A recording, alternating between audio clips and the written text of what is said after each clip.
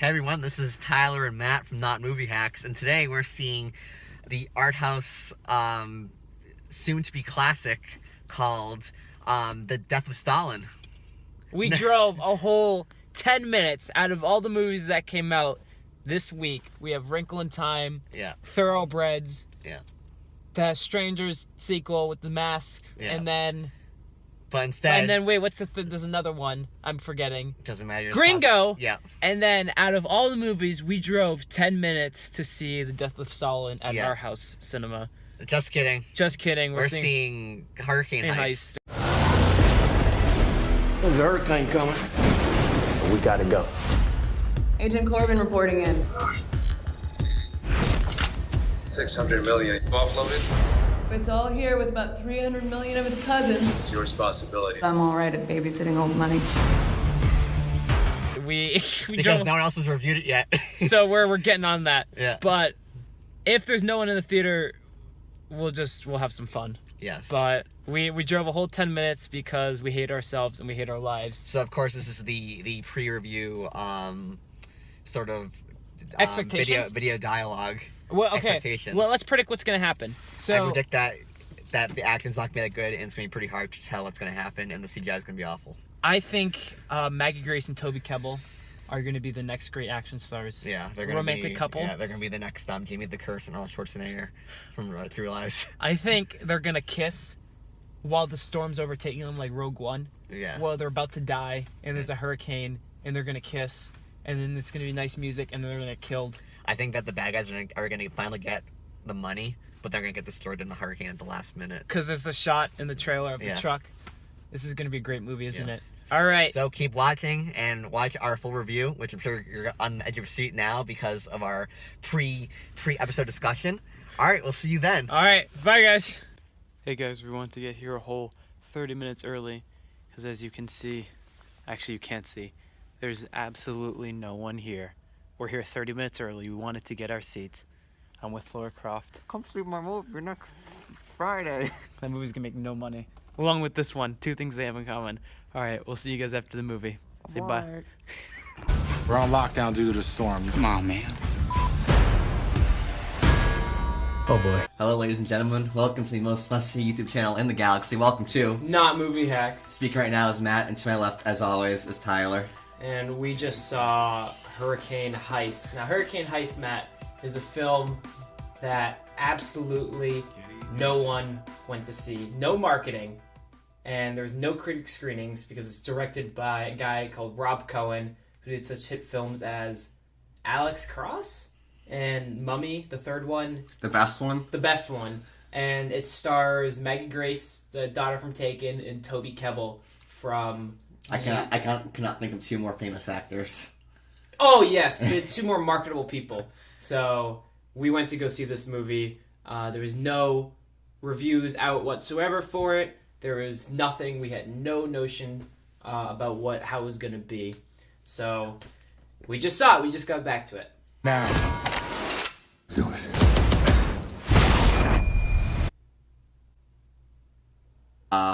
So we're going to go right into spoilers. Yeah, spoilers right away. What did you think of this movie, Matt? I thought it was boring. It was messy, but in parts I really liked it. Yeah, this is not a terrible movie. It's not. Yeah, it's not. It's the trailer makes it look a lot worse than it actually is. This is a movie that was destined to failure, though. Yeah. I am genuinely curious on how this movie got made. I hope they. Because there's no director interview, there's no marketing for this. Toby Kebbell and Maggie Grace have not pushed this thing out whatsoever. The only marketing I've seen for this is a few YouTube trailers. Before, a video I watched, they play the Hurricane Heist trailer and I go, oh, fuck.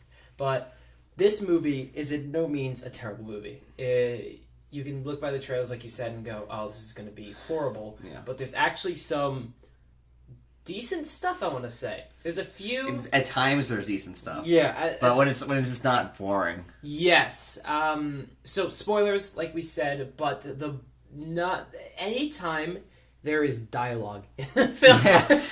Whenever two characters are talking... Or interacting, or trying to... Or giving exposition towards the plot.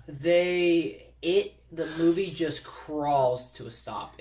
Nothing is happening because all character development for all characters are set up within the first 5 minutes of each introduction of all characters.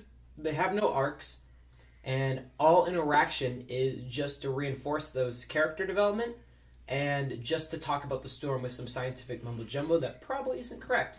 So I wouldn't know. It's boring when there's not an action scene going on, but also a lot of the action scenes are really bland, except for the last one. Yes. So the best thing this movie can do is end on a high note. Yes. You know, like what they say, usually an ending to like a book or a movie can often ruin the whole experience. Yep.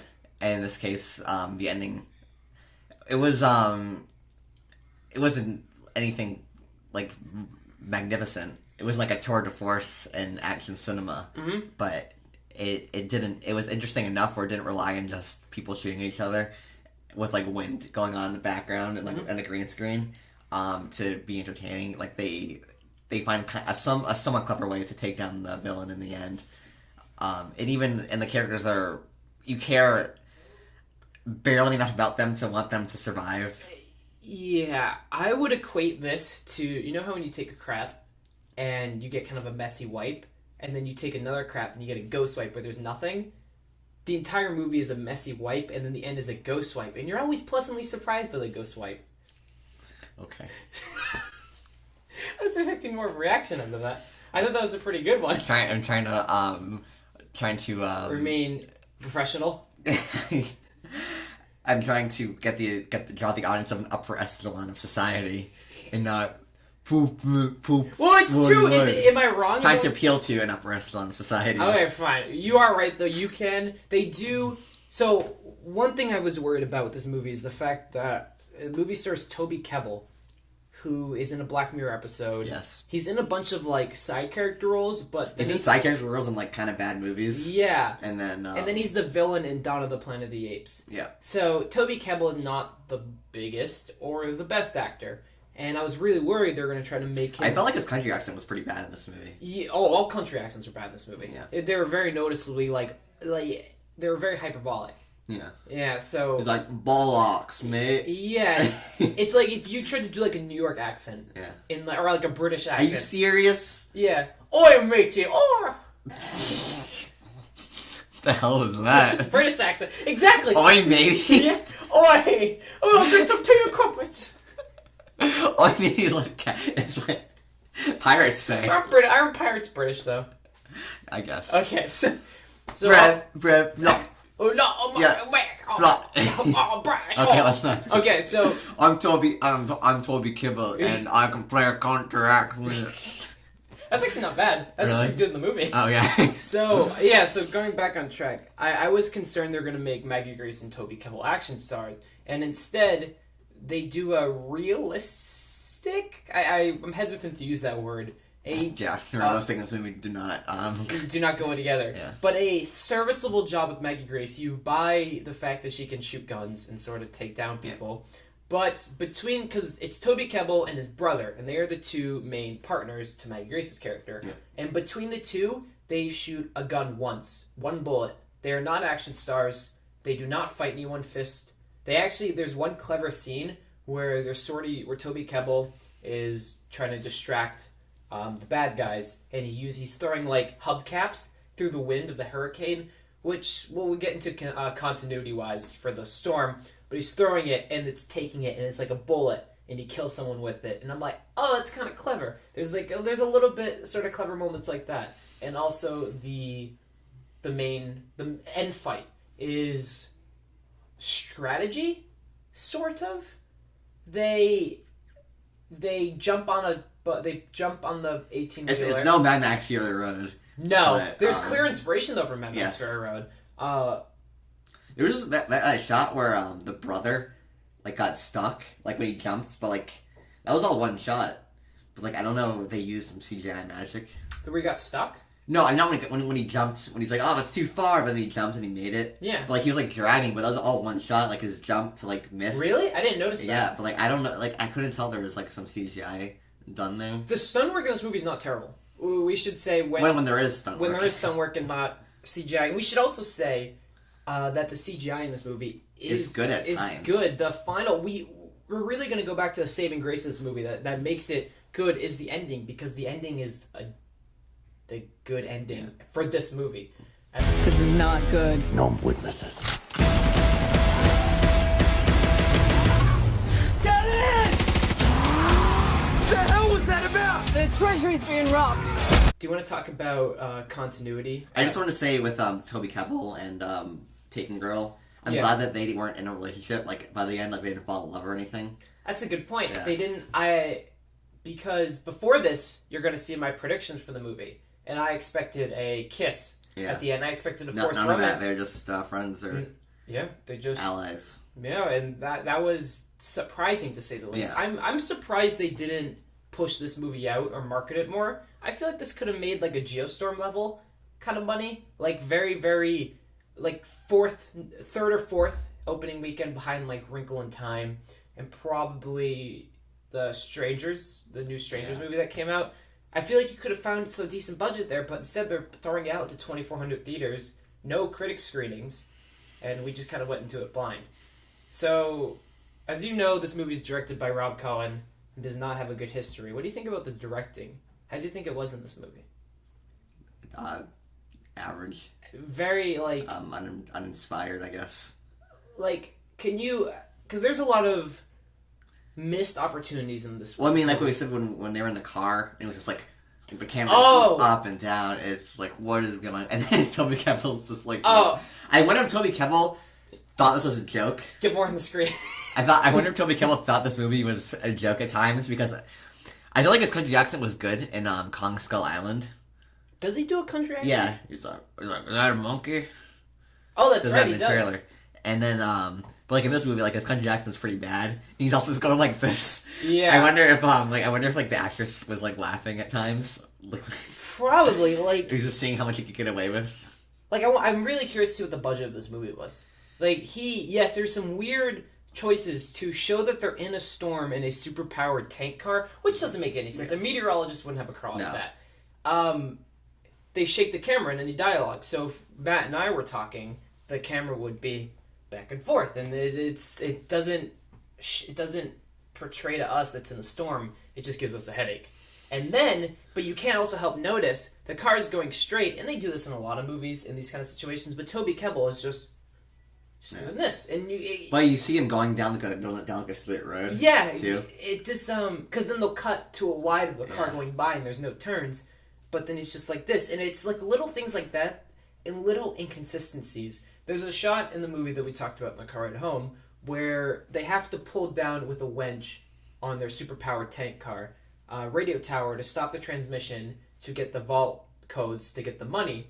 And when they pull it down and then the tower comes down, it cuts to a wide shot, except in the previous shot you see all this wind and debris and dirt and rain coming down, and then when it cuts to the wide, it's like an average rainstorm with, like, you can sort of like tell there's wind, but it's like they forgot to edit in or add special effects. It's like they went practical for that shot. Yep. And then, but they didn't compensate or they didn't match it up. And then you think, oh, that's just a weird error. But then it happens again when Toby Kebbell's in the shot and he's running away from the thing falling. And so you realize that everything is being done in post, obviously. But they just didn't bother to try with that. It was really weird. And also when they're going through the eye of the storm, I brought this up on our way home. When they're going through the eye of the storm, like it's already, we already know that the places they're going by have already been hit by the storm, and they're going through like these fields of wheat and stuff, and all the crops are sticking up. Yeah. Everything looks beautiful. It's like just because it's in the eye right now doesn't mean everything turns beautiful. It's already gone through the floodings and like the lashing wind and rain. It shouldn't look like this. No, it should not. There's one more continuity thing, which you pointed out in the theater. But a flood happens, and you see these characters struggling in like deep water, and then the main bad guy pulls up, and then the taken girl, Maggie Grace, is on a raft, but she's floating, and he's looking down at her, but he's in knee-high water, and she's floating. So there's this weird, well, how deep's the water? That's another continuity thing. But I also want to talk about the first 3 minutes of the movie. So the movie opens up You mean the first 30? The first 30. Now we're not. What felt like 30 minutes? Yeah, what felt like 30 minutes. So the movie opens up to the worst kid actor trying an accent I've ever seen. What was the first line he said? Dad, I'm worried about the storm. The storm's gonna hit us hard. We go, son, take care of your football, please. Yeah. Oh, Dad, Red Hot $2.99. It opens and immediately you're like, holy crap, that kid's a bad actor. And then the storm has a face, and then the storm has a face. Oh my god. And like you kind of think it's gonna be like this, like really like over the top kind of movie, but then every scene ends up being like So yeah, we need to talk about the fact that they don't really utilize the hurricane. They need me. I'm the only one with the code. We gotta go get my brother. I need your help. Let's go save the world. What in the hell? Well, I am a citizen of Alabama. You can talk about that. The fact that the hurricane. So I mean, like a lot of the shots are inside like buildings, Mm-hmm. and a lot of the action's done inside buildings too. So and there's some action scenes that like have like rain and like wind, but it doesn't. I kind of was expecting like the heist itself to work with the the hurricane in some way. Yeah. I mean, in the first scene when they take over the base, they're doing it before the storm happens. So it's not like they needed the storm to do anything. And then we find out later that they bought out the entire police force in the town. So it's not like anyone would have come after them. No, yeah, or exactly that. Yeah, it's a lot of weird. Because in a storm like this, they do utilize people getting sucked up into the storm. So you're like, okay. Like I was expecting like cash as money to be like use like the wind to take it places. Oh, just things like I don't know, or like them trying like to hack a safe while like in like a building where the building's like flying. That's what I thought was gonna happen in this movie. You expected a lot. I did expect a lot. You had a lot of bold assumptions. It's so stupid, but it's called a hurricane heist, not heist while a hurricane's happening. Yeah, there's a lot of weird things like debris is flying and cars are moving, but they're shooting guns. They're doof doof doof, yeah. And then they're walking but yeah, we should preface that there is a decent amount that does take place outside in the hurricane, but it's basically like you're fighting in a rainstorm. Yeah, it just feels like a really nasty storm that they're fighting in. There's no sense of consequence when you're out in the storm until you get to the last. Like they had like themselves like they were like doing gunfights, but like were tied to things and like were like flying at moments. Yeah, things like that would have been. I mean, they kind of do that in the mall, but not like a gun battle. It's just kind of a one-off scene. So I want to talk about the Wes Anderson shot moment. Do you want to talk about it? I would love to talk about that. So if you guys ever seen the movie Moonrise Kingdom, there's a shot at the end of Bruce Willis. I'll try to find the shot, put it in here. Bruce Willis holding the kids as there's like a blue silhouette on it as lightning strikes, and you can see him silhouette as holding the kid on the church. And there's a scene which almost made me die laughing, where they use the air pressure to crack the windows and suck all the bad guys up while they're tethered. So there's a shot when lightning comes in the background and you just see them flailing in the storm tethered. Yeah. And it's pretty bad CGI. It's pretty bad CGI, but I don't know why, but it reminded me of a Wes Anderson movie for a second. And there's that one other shot where the light comes in and the guy's holding the gun that you pointed out, which is a good shot. It's like a very like artsy shot. So it's really weird. This movie is a complete messy failure. There's parts that I like, and that's what I feel like we kind of want this review to be fun and just us bashing it. But there's nothing. We can't bash boring. Yeah. And like there are times where I was legitimately invested in the movie. Yeah. Towards the end, like it ended on a good note, so I don't feel justified in making fun of it. I wouldn't say it ended on a particularly good. So the movie has the climax. They beat the eye of the storm, or they got rid of all the bad guys, and then the music. We should talk about the music in a second. Oh. Or the lack thereof. They're playing, and they're like, we gotta go, and their truck's going, and it's playing up really well, and then it just cuts, and they got away. There's no. You think, oh, now we got rid of all the bad guys, but we itself are in peril. But instead, there's none of that, and then it's over. And then it's literally, hey, we did it, directed by Rob Cohen. And then credits start rolling. But music.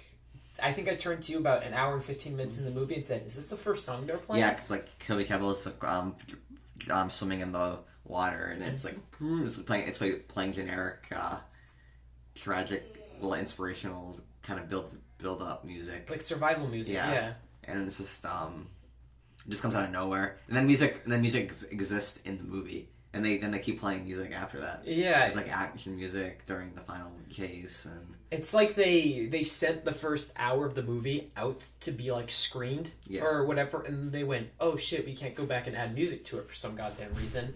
But we have the rest of this royalties. Yeah, royalties. We don't want to spend the money, but we have this last 40 minutes. We can add stock music on YouTube. Yeah. Let's do that. So they're really like you're watching these action scenes, and you're like, something's missing with this. You're like, something's off, and then there's no music. There might be, but it might be just droned in the background. One thing I kind of liked is I expected this movie to be really lazy in terms of sound. Like, I like how when they come inside, you can still hear the hurricane. Those are like those little touches that I was like, okay, there's still somewhat constant. I feel like the sound itself is a little like generic though. Like there isn't anything revolutionary about the. There's nothing revolutionary, but I expected I expected pure laziness. I expected like characters to talk freely when they're outside in the storm, but instead they're yelling, and it's like these little touches that you can't call this movie terrible for. That's the thing. Like, we went into this movie expecting to shit on it. And we can, but we can't at the same time.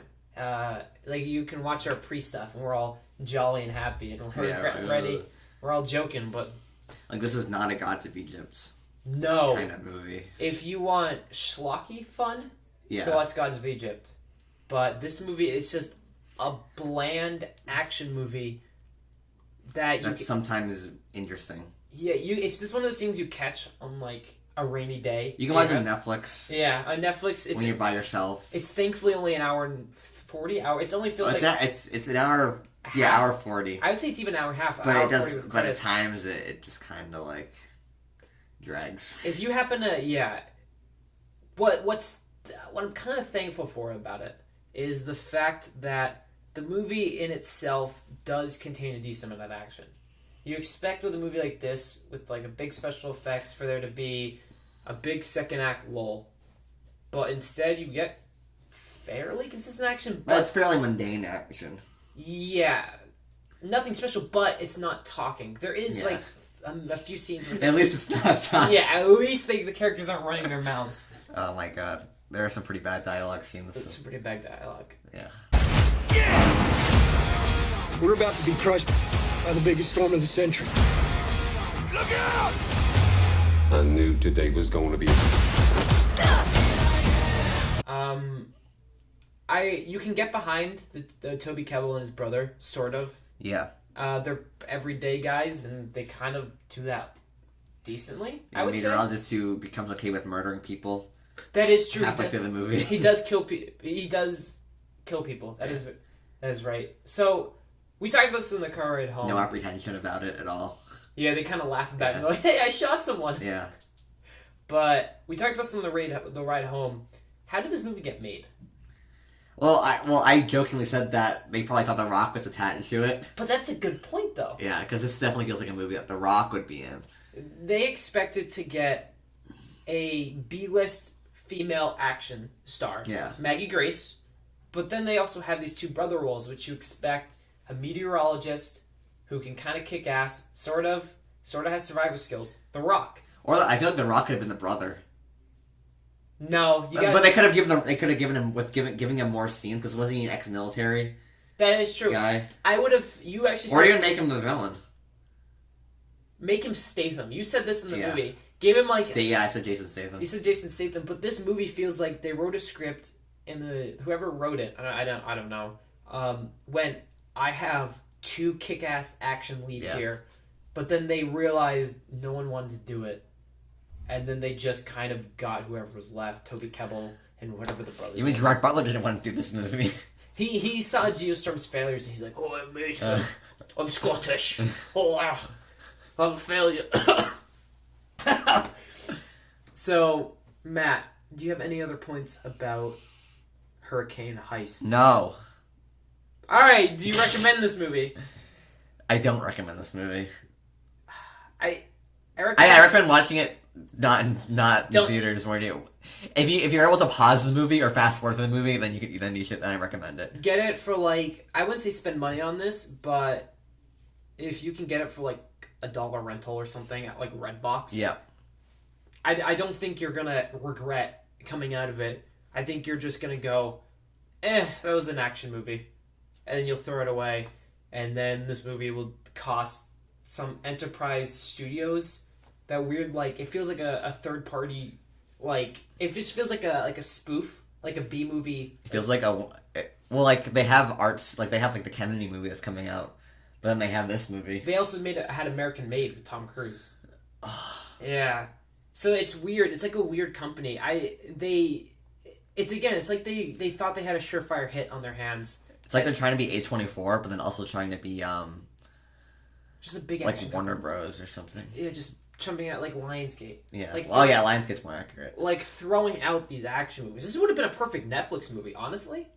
Yeah. I like with the kind of movies Netflix is pushing out now. This would look really like. This could be a Cloverfield movie. Oh my god! The Storm's idea is the monster. Yes. We can't release this video. Oh we gotta sell the rights. Cut. Here comes the horse board. Here goes nothing. You better hope not. Wait, what's this movie called again? Hurricane Heist? Cloverfield Heist. How can we Clover Cane Heist? Let's get the money. That thing wants to swallow us whole. Oh, by the way, the father dies in a really funny fashion. He's like running to the house. He's like, my kids! And then he gets rolled over by like a water tower. Yeah. And the kids are like, no! Well, I think we pitched a pretty good idea. Too bad the movie already came out and we couldn't mark it off as a Cloverfield movie. I know. And then there could be 20 million theory videos on how everything relates to the other Cloverfield movies, even though it doesn't matter. Hey, we made a good video ranting about film theories. You should watch it. Okay, we need to end this video. All right, I recommend it. Purely on a if you can spend as little money as possible. Yes. If you're watching it via a method to pause and fast forward through it. If you can get a way to turn this movie off when you don't care about it, or just fast forward to the last action scene, go watch it. This is like Olympus Has Fallen. Going back to Gerard Butler, it's like Olympus Has Fallen. It's a generic, kind of bland action movie that everyone's gonna. No, not Olympus Has Fallen. London Has Fallen, the sequel. I kind of like Olympus Has Fallen. London Has Fallen, the sequel. Completely generic action movie. Everyone's gonna forget about it, and in 10 years we're gonna go, Hurricane Heist. Yeah. What the hell was that? Yeah. And then we'll watch it and we'll go, realize why I forgot about it. Hell of a day, ain't it? Hell of a day. So, if you guys like this video, we have tons of other stuff on our content. We do. Thank you guys for listening, and goodbye.